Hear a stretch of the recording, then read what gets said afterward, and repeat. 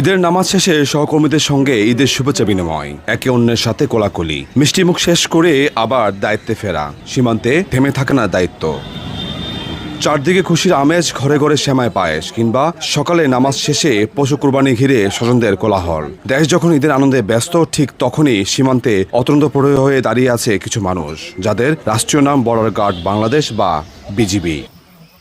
কুমিল্লা প্রায় 95 কিলোমিটার সীমান্ত জুড়ে 16টি বিইউপি ও 5টি সীমান্ত পোস্টে ঈদে দিনরাত 24 ঘন্টা থাকছেন পহরায়। শুধু কুমিল্লায় নয়, দেশের সীমান্তবর্তী জেলাগুলোতেও একই চিত্র। দেশের মানুষ যখন উৎসবে আনন্দে, ঠিক তখনই সীমান্তে টহল, নজরদারি আর সার্বভৌমত্ব রক্ষায় ব্যস্ত তারা।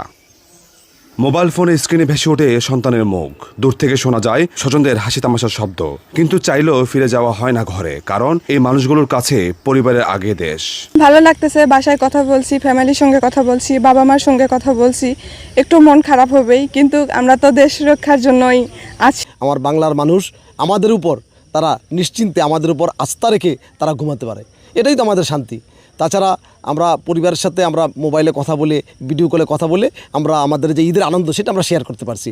ঈদের নামাজ শেষে ছুটতে হবে সীমান্ত চৌকিতে, যেখানে রাত থেকে ডিউটি করছেন অন্য সহকর্মীরা। তাদের সাথে ঈদের কৌশল আর কোলাকুলিতে শুরু হয় বিজিবির ঈদুল আজহা। আমাদের গভর্নমেন্ট এই ঈদের দিনে আমাদের সৈনিকদের জন্য স্পেশাল একটা খাবারের অ্যারেঞ্জমেন্ট করে, সেটা আমরা সবাই মিলে খাবো, কিংবা ওই বর্ডারে গিয়ে আনন্দটা ভাগাভাগি করে নেব সবার সাথে। এটাই আমাদের ঈদ, এইভাবেই আমরা আনন্দ করি, এইভাবেই আমরা আমাদের দায়িত্বের অংশ হিসাবে এটাকে গ্রহণ করে আমরা দায়িত্ব পালন করছি, আমাদের একই সাথে বর্ডার পাহারা দিচ্ছি, এবং ভবিষ্যতে আমরা ঈদগুলো এইভাবেই করব।